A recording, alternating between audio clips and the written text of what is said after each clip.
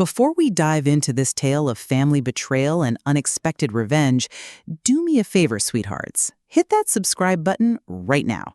You're about to hear a story so wild, so utterly brazen, it'll make your jaw drop and your blood boil.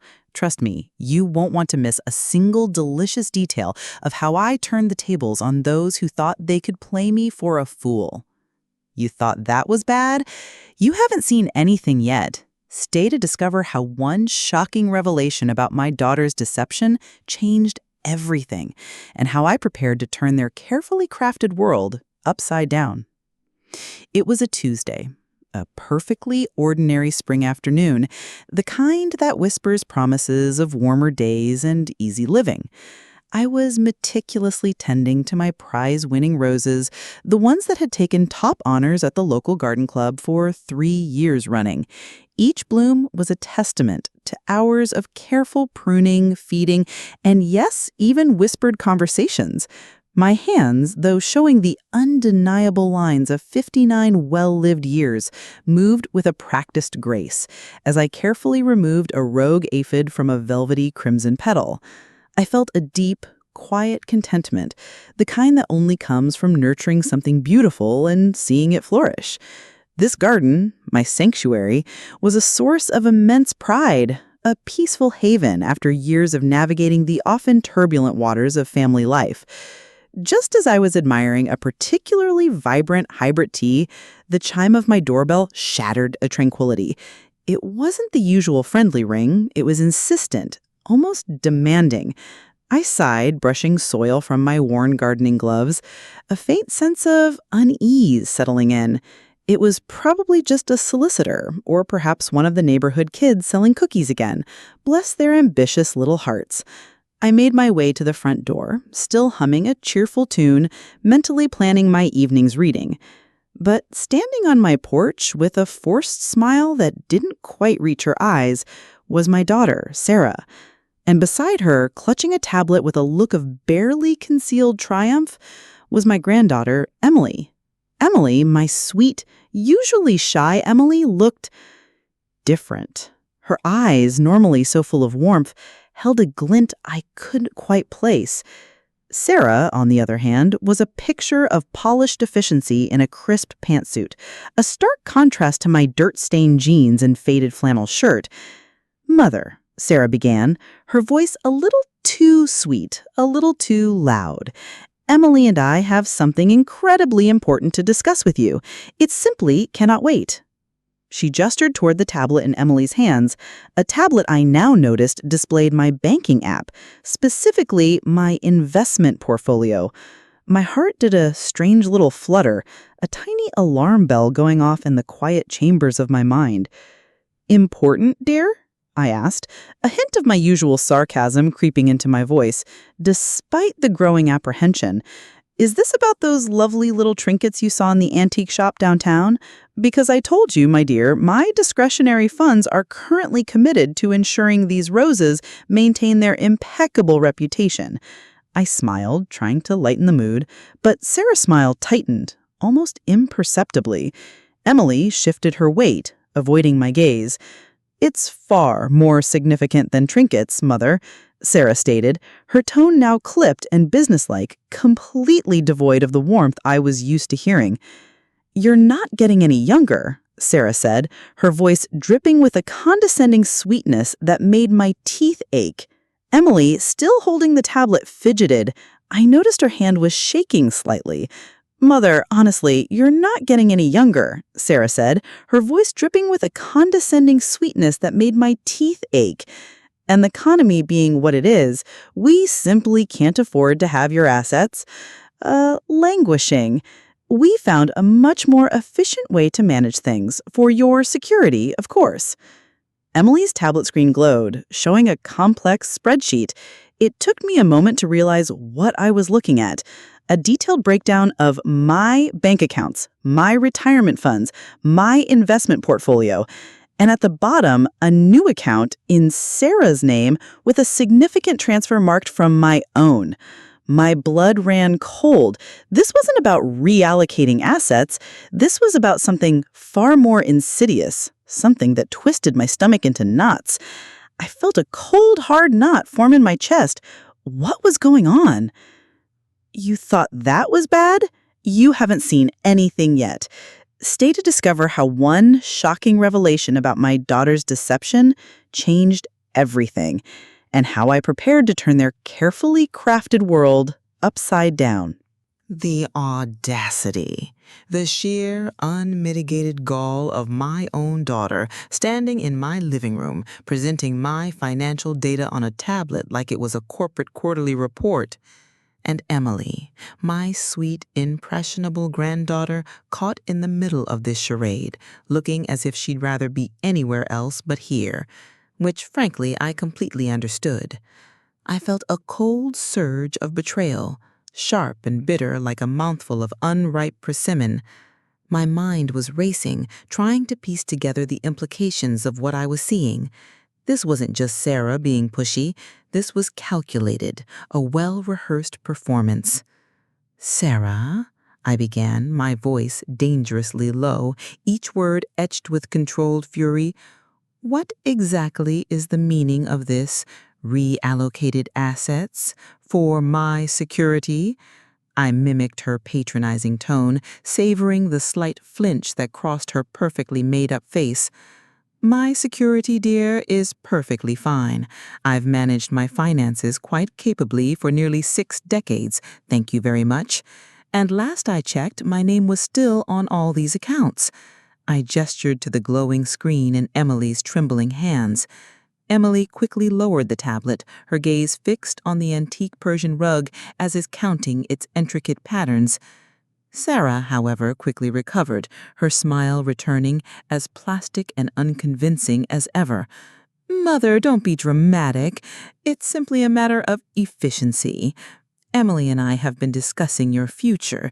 You see, with your advancing years and the complexities of modern finance, we felt it was only responsible to take a more proactive approach. We've consolidated some accounts, streamlined others. It's all for the best." She spoke with the smooth, practiced cadence of a salesperson trying to offload a defective product. My blood was boiling, a slow, steady simmer that threatened to erupt. "Consolidated?" I repeated, my eyebrow arching in a way that usually signaled deep disapproval. "Streamlined? Sarah, are you seriously suggesting that you've just helped yourselves to my money, without a word to me? The woman who, might I remind you, paid for your first car, your college tuition, and half your wedding despite your questionable taste in grooms?" The last part slipped out, a barb I couldn't resist. Sarah's face flushed, but she held her ground. Emily, bless her heart, let out a tiny, almost inaudible gasp. "Mother, that's entirely unfair. We're talking about responsible financial planning. We simply opened a joint account for easier management. It's perfectly legal, and frankly, it's what's best for everyone." She then pointed a perfectly manicured finger at Emily. "Emily here has been invaluable in helping us set everything up. She's so clever with technology, aren't you, sweetie?" Emily mumbled something intelligible, still staring at the floor. My gaze snapped to my granddaughter. My sweet Emily. Had she truly been an unwitting pawn, or something more? The thought sent a fresh wave of nausea through me. I took a deep, shaky breath, trying to steady myself.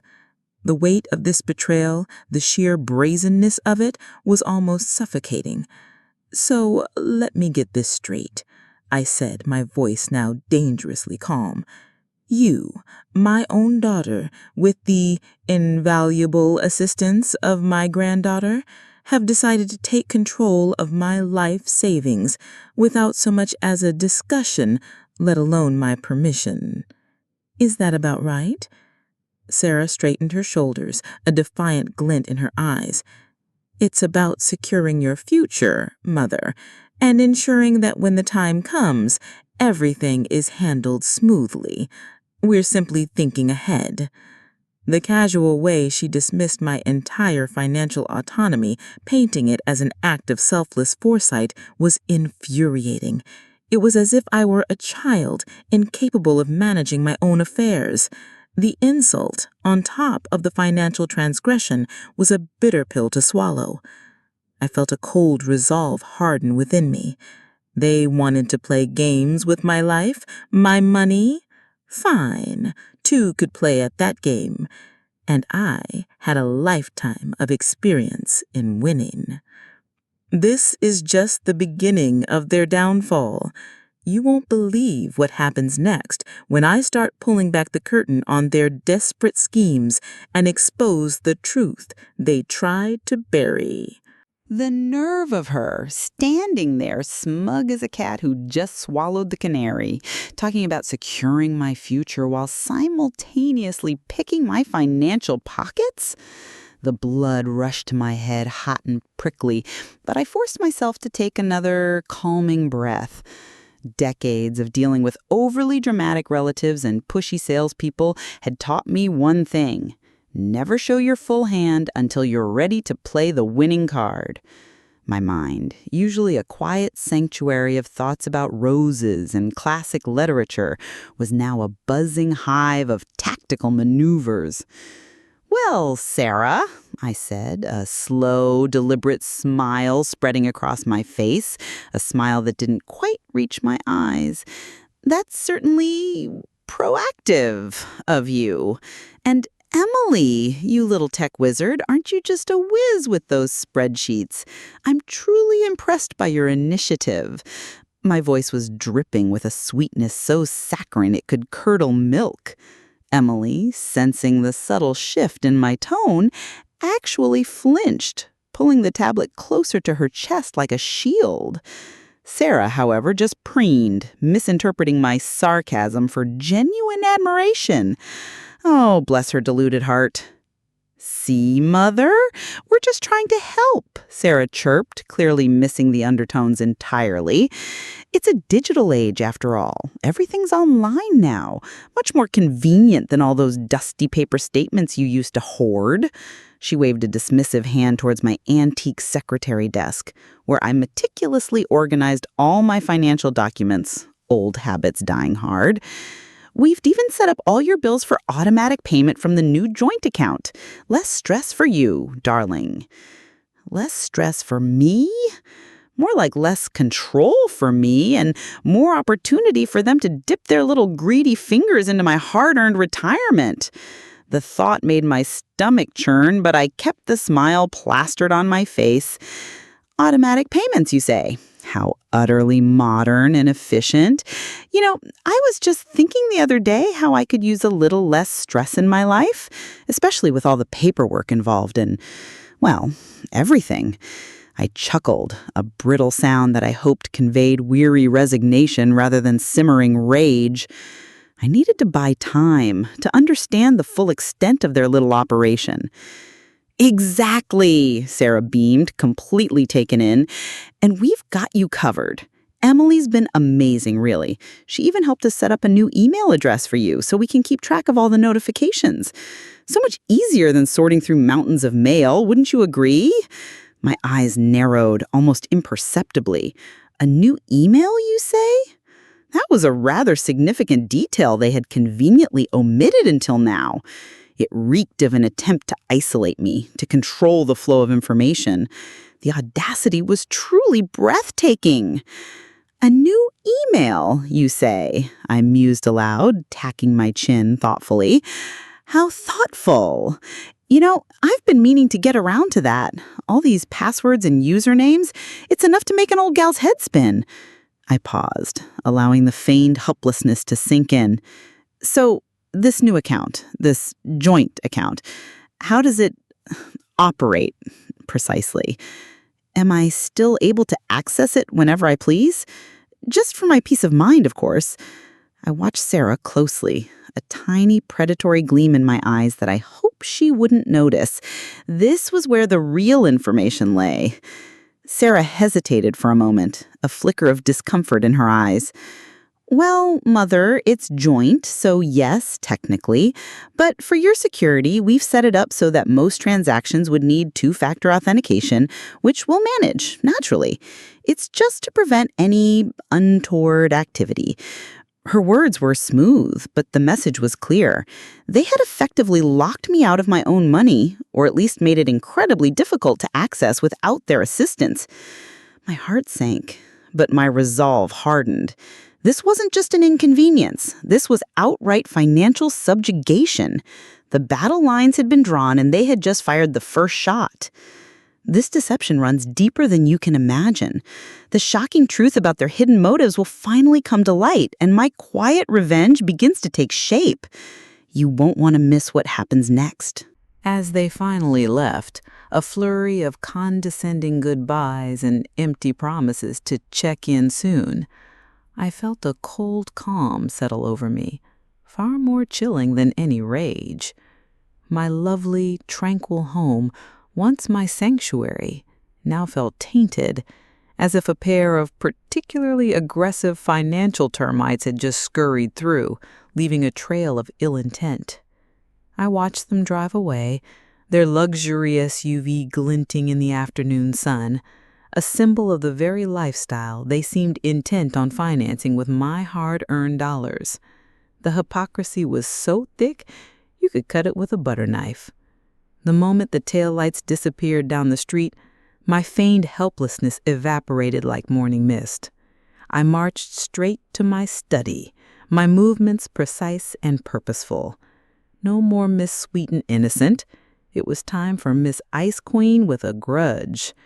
I pulled open the top drawer of my antique desk, the one Sarah had so dismissively waved at, and retrieved my old trusty laptop.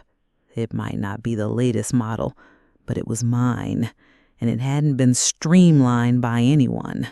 Yet. First order of business, accessing my bank accounts. If they thought a little two-factor authentication managed by them would stop me, they clearly hadn't learned who they were dealing with.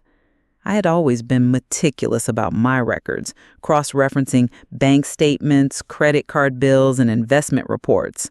Call me old-fashioned, call me paranoid, but after dealing with one too many shady contractors and dishonest repairmen in my youth, I learned to trust no one implicitly when it came to money, and apparently that extended to my own flesh and blood. The irony was not lost on me. I logged into my primary bank account, the one they supposedly consolidated with their new joint venture. To my grim satisfaction, my direct access was indeed hampered, requiring a code they would receive. Typical. But I had a backup. For years, I had maintained a separate, smaller account at a different bank, a sort of rainy day fund that was entirely off Sarah's radar. It was a modest sum, nothing that would set off alarm bells, but enough for immediate needs. More importantly, it allowed me to monitor my credit reports and financial statements without Sarah's helpful interference. A quick check of my credit report confirmed my suspicions. There it was, plain as day. A recent application for a significant line of credit secured against my house, signed with what appeared to be my signature. My blood ran cold, a different kind of chill this time, the kind that spoke of outright fraud. They weren't just playing with my money. They were putting my home, my sanctuary at risk.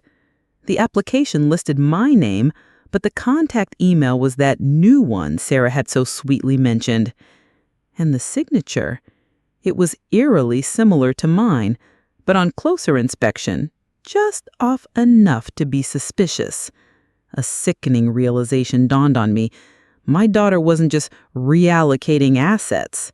She was impersonating me to secure loans, putting my entire life's work on the line. This wasn't just betrayal. This was criminal. My hands trembled, not with fear, but with a righteous fury that solidified every ounce of my resolve. This wasn't just about money anymore. This was about my integrity, my home, and the brazen disregard for every principle I had ever instilled in my child. They thought they were clever, but they had made a critical error. They had forgotten that sometimes the quietest people hold the loudest secrets, and the most unassuming appearances hide the sharpest minds. The game was truly on. The walls are closing in, and you're about to witness the moment their world comes crashing down. This is the truth they never wanted you to see. Get ready for the shocking climax that will leave you stunned. The moment I discovered the forged signature on the line of credit application, a chilling calm descended upon me. It was the kind of calm a seasoned poker player feels when they realize their opponent has just gone all in on a bluff. Sarah and Emily had overplayed their hand, and the stakes were now infinitely higher than just my retirement nest egg. This wasn't about helping me anymore. It was about outright fraud, potentially jeopardizing the very roof over my head. My beautiful home, filled with decades of cherished memories, was now a pawn in their desperate game. The audacity, again, just took my breath away. I sat there, laptop screen glowing in the dim light of my study, the spreadsheet of my life's earnings and the fraudulent loan application staring back at me. My initial surge of white-hot anger slowly morphed into something colder, sharper, and infinitely more dangerous: strategic fury. They thought they were so clever, so technologically savvy, using a new email address to hide their tracks. What they didn't account for was an old dog with a very good memory and an even better network. I knew people, good people, people who understood the intricate dance of laws and loopholes far better than Sarah with her polished pantsuits and Emily with her trembling hands. My first call wasn't to the police. Not yet. That would be too messy, too public, too immediate for the kind of poetic justice I had in mind. No, my first call was to Martha, my bridge club nemesis, who also happened to be a retired legal secretary with an encyclopedic knowledge of property law and an even more impressive Rolodex of connections. "Martha, darling," I began, my voice butter smooth, "I need a little professional advice about a very delicate family matter." Martha, ever the pragmatist, cut straight to the chase. "Spill it, Eleanor. Does it involve a dispute over inherited china or something more substantial?" I briefly and strategically explained the situation, omitting certain details but emphasizing the fraudulent signature and the threat to my home. Martha's gasp was almost audible through the phone. "Eleanor, this is positively scandalous and criminal. I know just the man, Judge Davies. He owes me a favor from that scandalous zoning dispute last year." A tiny, wicked smile played on my lips. Judge Davis was known for his unyielding stance on elder financial abuse. The next few days were a blur of hushed phone calls and discreet meetings. I spoke with a real estate lawyer, a quiet, intense woman named Miss Chin, whom Martha highly recommended. Miss Chin calmly reviewed the documents I had painstakingly gathered: my original property deeds, bank statements, and, crucially, the loan application with the questionable signature. Her brow furrowed deeper with each piece of evidence. "Mrs. Albright, this is a clear case of attempted mortgage fraud and impersonation. The signatures, though similar, have distinct variances that a forensic expert could easily identify. Furthermore, the electronic signature used on the online application can be traced." Traced. The word hung in the air, a bell tolling for Sarah's grand scheme. I also reached out to a local investigative journalist, a sharp young man named Ben Carter, whom I'd met at a community garden event. He specialized in consumer protection stories and had a keen nose for injustice. I fed him just enough information to pique his interest, hinting at a shocking family betrayal involving elder financial exploitation, without revealing too much, letting his journalistic instincts take over. He promised to look into it, his voice buzzing with the thrill of a potential exposé. The pieces were slowly but surely falling into place. Sarah and Emily had no idea the web they had entangled themselves in was about to become their own snare. Every interaction with Sarah during this time was a masterclass in passive-aggressive pleasantries. She'd call, asking if I needed groceries or if she could help with my investments, her voice saccharine. I'd respond with an equally sweet, utterly vague answer, carefully not tipping my hand. "Oh, darling, everything's just fine. Just enjoying my quiet life," I'd purr, knowing full well the quiet storm I was brewing. The tension in the air was thick enough to cut with a knife, but only I seemed to notice it. They were too busy counting their ill-gotten gains to see the writing on the wall. The grand reveal is upon us. The moment you've been waiting for is here, where everything explodes into chaos and the truth shatters their carefully constructed lies.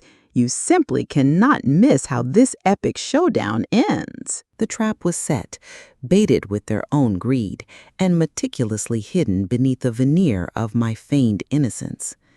The day finally arrived, a crisp autumn morning, perfect for a grand reveal.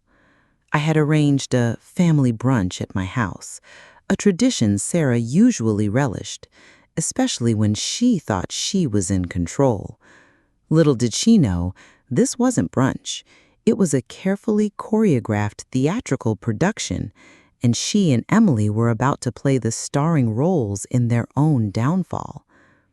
I greeted them at the door with my warmest, most disarming smile, the kind that could melt butter or disarm a live grenade, depending on the recipient. "Darlings, so glad you could make it," I chirped, ushering them into the living room, which now had an unusual addition, a large flat-screen TV on a stand, conspicuously positioned. Sarah's eyes narrowed slightly, a flicker of suspicion finally crossing her face.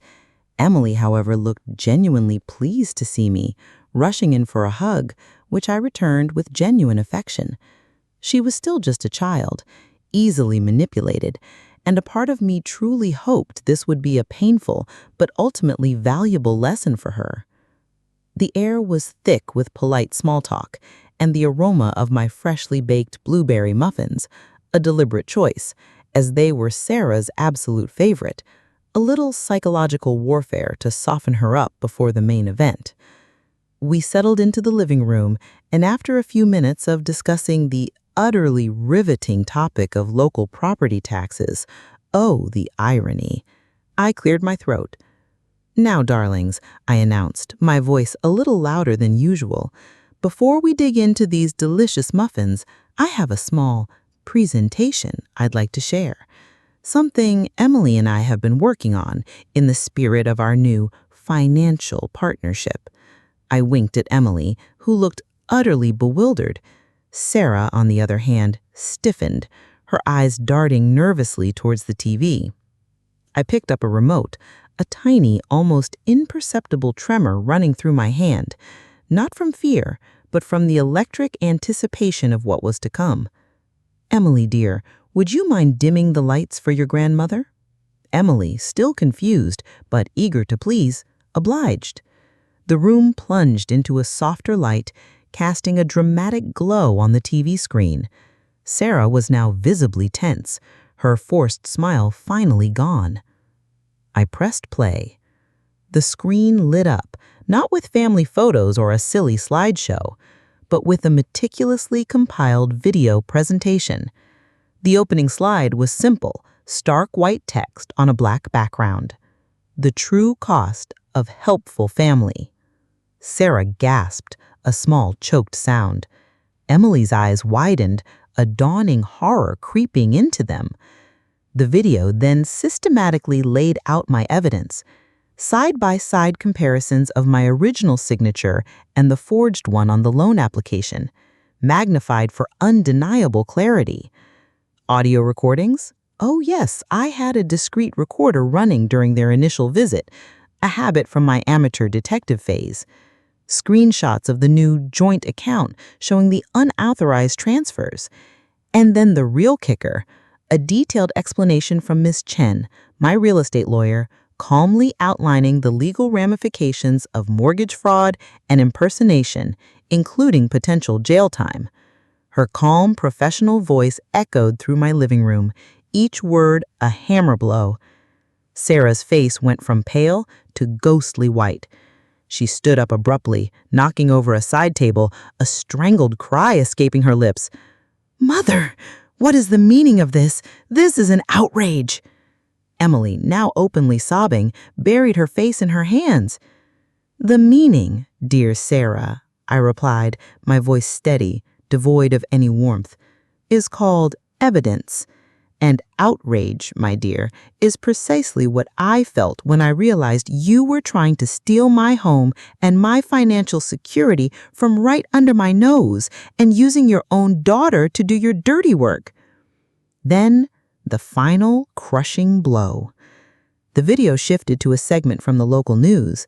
Ben Carter, the investigative journalist, stood in front of a courthouse, his voice crisp and clear. Sources close to a developing story of alleged elder financial fraud report that a prominent local family may soon face serious charges of impersonation and attempted mortgage fraud. The camera cut to a blurry image of Sarah's SUV, captured subtly by Ben's team. Sarah let out a strangled shriek, her eyes wild with panic. "You wouldn't dare!" she hissed, lunging for the remote. But I was quicker. I paused the video, a triumphant, almost regal look on my face. "Oh, darling, I just did." The silence in the room was deafening, broken only by Emily's heartbroken sobs. Sarah stood frozen, her carefully constructed world crumbling around her, exposed for all the world to see, or at least for the entire brunch party to watch unfold. There was no more pretense, no more sweet smiles. Just the raw, ugly truth laid bare. The subsequent weeks were a whirlwind of legal proceedings and media attention. Sarah, faced with irrefutable evidence and the looming threat of public humiliation and criminal charges, was forced to confront the depth of her actions. Emily, horrified by her mother's deception and my meticulous exposure of it, eventually broke down and cooperated with authorities, providing crucial testimony that further implicated Sarah. The media, fueled by Ben Carter's initial scoop, painted a damning picture of a greedy daughter preying on her elderly mother. Sarah was forced to return every penny she had taken, plus a substantial sum in restitution and legal fees. The fraudulent loan was rescinded, and my home was safe. Sarah's reputation in the community was in tatters, her carefully curated image of success shattered. She lost her job, and her social standing evaporated. As for Emily, she and I began the long, slow process of rebuilding trust, one honest conversation at a time. It was a painful victory, but a victory nonetheless. The roses in my garden continued to bloom, vibrant and untouched, a silent testament to resilience.